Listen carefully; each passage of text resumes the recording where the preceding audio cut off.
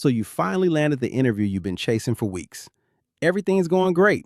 You're building rapport, you're answering sharp, and then the recruiter leans in and hits you with it. So, what are your salary expectations? And just like that, your stomach drops. Because here's the trap nobody warned you about. If you throw out a number that's too high, you get quietly moved to the rejection pile. If you throw out a number that's too low, you leave thousands of dollars on the table and they'll happily let you. And if you try to dodge the question altogether, you look evasive and you still get passed over. So what do you actually say? Stick with me, because I'm going to walk you through exactly how to handle the salary expectations question from the perspective of the person sitting on the other side of that table. Hey, I'm Dre, and on this channel, I pull back the curtain on how hiring really works behind closed doors.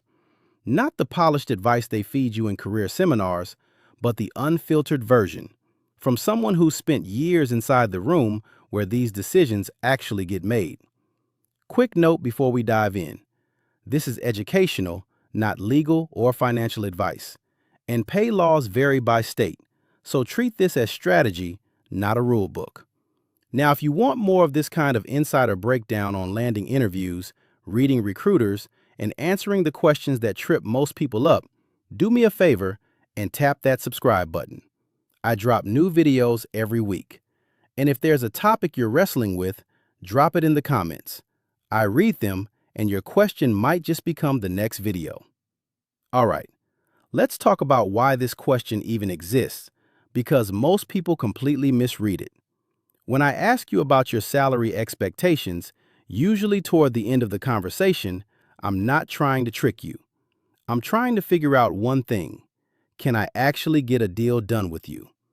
I've got a salary band for the role, and if I'm going to spend the next 2 weeks shuttling you through interviews with my team, I need to know we're even in the same ballpark before I do that.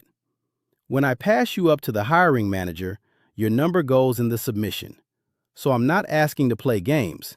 I'm asking because if we get to an offer, I want you walking through the door on day one feeling like you won, not like you settled. And that matters more than you think. Because here's the quiet truth. If you take a job for less than you expected, you're going to feel it. You'll be sitting at your desk 3 months in, half resentful, with your ears wide open every time a recruiter slides into your inbox. And selfishly, I don't want to be refilling this same role a year from now because you bailed. So this question genuinely serves both of us. Now, am I saying every employer out there has your best interests at heart? Of course not. There are absolutely shops that will lowball you the second they smell desperation. But if you've been around this channel for a while, you know I'm constantly pushing you toward quality employers for exactly this reason. So if your honest number scares a company off, good. You just dodged a bad situation. Let's run through the scenarios you're going to face, assuming you're dealing with a legitimate, reputable employer.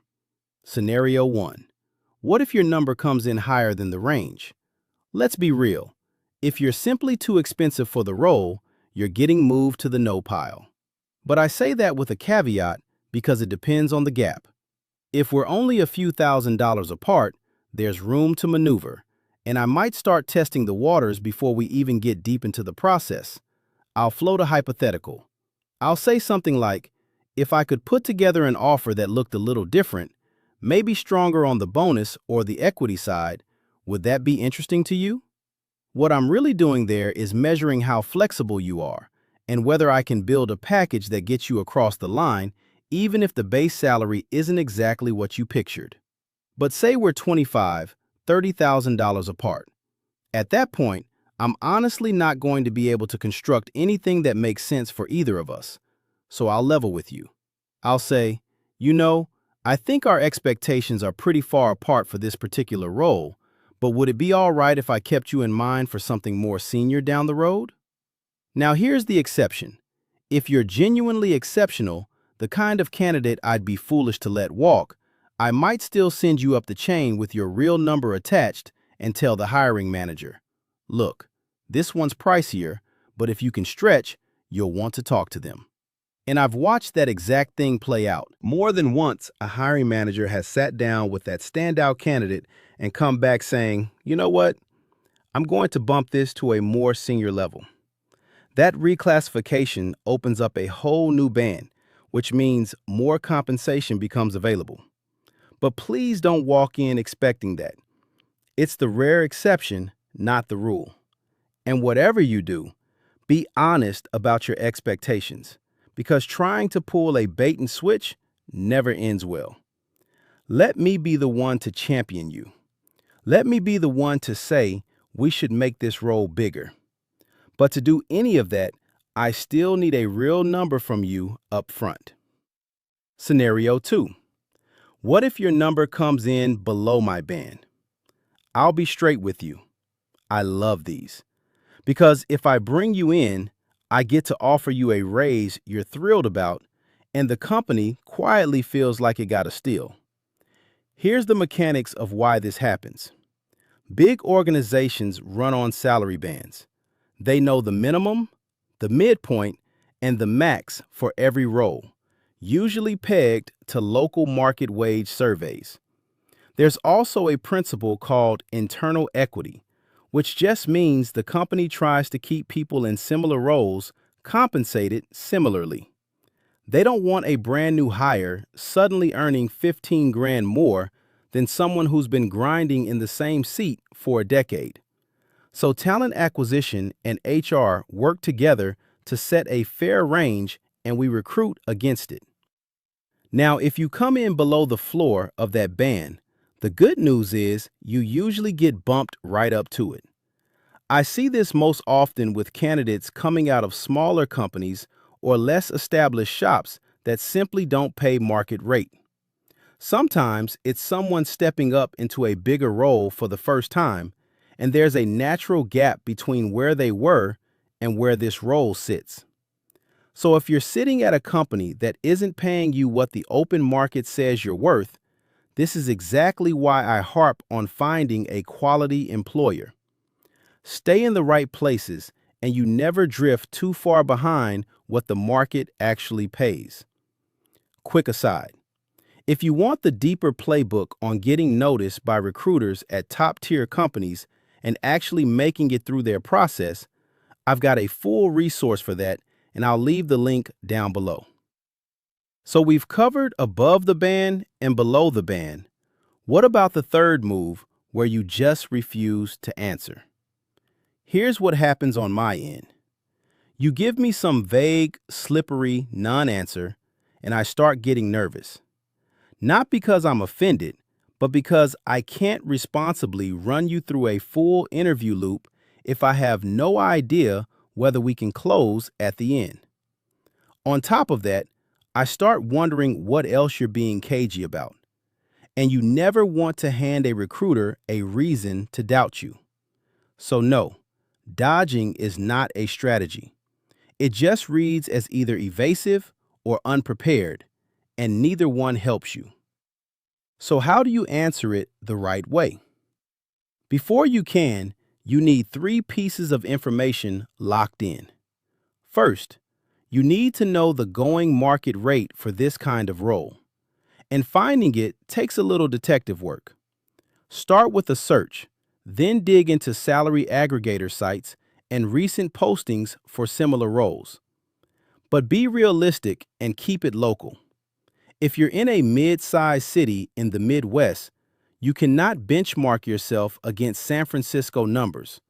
Those are 2 completely different planets, and quoting the wrong one makes you look out of touch.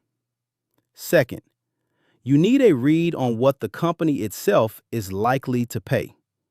That comes from the job posting if pay transparency laws apply in that state, from sites that report on that specific employer, and honestly, from the seniority and scope of the role as it's described. Third, and this is the one people skip, you need your own walkaway number. The absolute floor beneath which this job is no longer worth it to you. And to set it honestly, you have to factor in everything, not just the base. Think about your commute, the cost of benefits, how much they're contributing to retirement, whether there's a bonus, and what your current total compensation actually adds up to. A number that looks like a raise on paper can quietly be a pay cut once you account for the perks you're giving up. You are almost never going to say this walkaway number out loud, but you have to know it cold because it's the line that keeps you from getting talked into something you'll regret 3 months later when the excitement wears off. Okay, with those three things in hand, here are your 3 ways to answer. The first is the simplest. Just state your expectation. If you know your worth and you're confident the company is in the same neighborhood, give a clear number. Just remember, whatever you say becomes the anchor for the rest of the negotiation. So make it something you can genuinely live with. The second approach is for when you suspect they might lowball you, or you think you're sitting above their range and you want to find out fast. Frame it around the market. You'd say something like, based on the research I've done for similar roles in this area, the going range is around 90 to 110,000. Does that line up with what you've budgeted? That flips the pressure onto them. Now they have to be the ones to admit if they're paying under market, and that tells you everything you need to know about whether this is a place worth your time. The third approach is for when you're worried about pricing yourself out of something you actually want, and you'd consider some flexibility. Here, you toss the question gently back. You might say, I've always been compensated fairly, and I know an offer is about more than just base pay. I understand companies work within bands, and I respect that. So could you give me a sense of where candidates for this role are typically landing? And I'll tell you if that works for me. A lot of recruiters, myself included, will actually share that range. Now, some will push back and say, well, I asked you first. So keep a real number ready in your back pocket. The point is never to avoid the question, just to get a little more information before you commit to a figure. And let me hammer this last part home, because it's where smart people self-sabotage. Do not go into the process thinking you'll stay vague the whole way and then spring a negotiation at the offer stage. That almost never works. By the time we get there, the hiring manager has poured hours into you. And if it turns out we were never going to reach your number, they're not impressed by the maneuver. They're irritated. You burn goodwill you can't get back. And if you ever sense that I'm getting frustrated while you're tap dancing around the question, just give me the number.